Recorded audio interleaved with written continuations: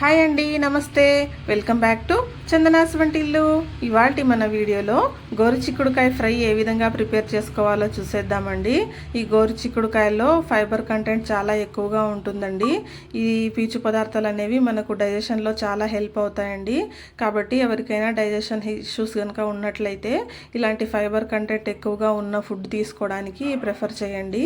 ఈ గోరుచిక్కుడుకాయల్లో అయితే fibre content చాలా ఉంటుంది. ఇప్పుడైతే మనము ప్రిపరేషన్ చూసుకుందామండి ఎలా చేయాలో. ముందుగా చిక్కుడుకాయలని తీసుకోండి. నేను ఇక్కడ 1/2 kg తీసుకున్నానండి. చిక్కుడుకాయల్ని తీసుకొని వీటిని ఈ విధంగా చిన్న చిన్న ముక్కలుగా కట్ చేసుకోండి. ఈ మాత్రం కట్ చేయండి పీసెస్. ఇలా ఉంటే సరిపోతుంది. ఇప్పుడు వీటిని ఒక ప్రెషర్ కుక్కర్లోకి తీసుకొని ఒకసారి వాష్ చేసేసేయండి. వాష్ చేసుకొని ఒక గ్లాస్ వాటర్ వేసుకొని ఇప్పుడు వీటిని మనం కుక్కర్ మూత పెట్టేసేసుకొని స్టవ్ పైన పెట్టేసి 3 విజిల్స్ రానివ్వండి. 3 విజిల్స్ తర్వాత ఓపెన్ చేసి చూస్తే చూడండి, ఈ విధంగా మనకు గోరుచిక్కుడుకాయలు బాగా బాయిల్ అయిపోయి ఉంటాయి. ఒకసారి తీసుకొని చూడండి ఒక పీసు ఉడికిందా లేదా అని. ఒకవేళ మీకు ఏమైనా బాయిల్ అవ్వకపోయింటే ఇంకొక 1 or 2 విజిల్స్ ఎక్కువ రానివ్వండి. ఇవి లేత చిక్కుడుకాయలు అయితే మనకు తొందరగా బాయిల్ అయిపోతాయండి, టేస్ట్ కూడా బాగుంటుంది. ఇప్పుడు ఒక ప్యాన్ తీసుకొని ఇందులోకి 2 టేబుల్ స్పూన్ల ఆయిల్ వేయండి. ఆయిల్ కాస్త హీట్ అవ్వనివ్వండి.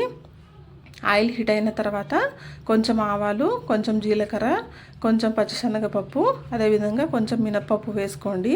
ఇవి కాస్త ఫ్రై అయ్యాక ఎండుమిర్చి అండి, 3 ఎండుమిర్చి తీసుకొని ఈ విధంగా తుంచి వేసుకోండి. ఎండుమిర్చి కూడా కాస్త ఫ్రై అవ్వనివ్వండి. ఇప్పుడు ఆనియన్స్ వేసుకుందామండి. నేను ఇక్కడ మీడియం సైజ్వి 2 ఆనియన్స్ తీసుకున్నాను. ఇలా చిన్న చిన్న ముక్కలుగా కట్ చేసి వేసుకోండి.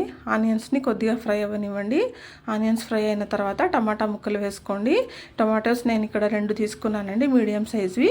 2 ఇలా చిన్న చిన్నగా కట్ చేసి వేసుకోండి. టమాటా కొంచెం అలా మగ్గిన తర్వాత కొంచెం పసుపు వేసుకోండి. అదేవిధంగా 1 టేబుల్ స్పూన్ కారం పొడి వేసుకోండి.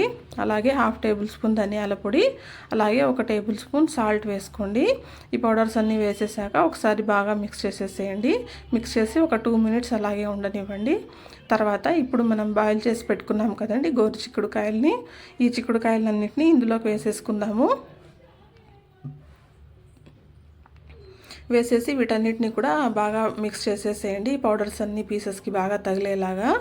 ఇవి వేసుకున్న తర్వాత ఇలా బాగా మిక్స్ చేసేసి ఇప్పుడు మనం ఇందులో కొంచెం వాటర్ ఉంది కదండి గోరుచిక్కుడుకాయలో, ఆ వాటర్ వెళ్ళిపోయేదాకా కాసేపు ఫ్రై చేసుకుందామండి. ఆ వాటర్ మొత్తం ఎవాపరేట్ అయిపోవాలి.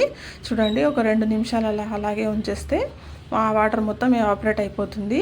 ఇలా అయిపోయిన తర్వాత ఇప్పుడు మనం చివరిగా ఇందులోకి పల్లీల పొడి వేసుకోవాలండి. నేను ఇక్కడ ఒక 4 టేబుల్ స్పూన్లు తీసుకున్నాను. పల్లీల పొడి వేసేసి బాగా మిక్స్ చేసేసేయండి. పల్లీల పొడైనా వేసుకోవచ్చు, ఒకవేళ పుట్నాల పొడి కావాలనుకుంటే అదైనా వేసుకోవచ్చు అండి.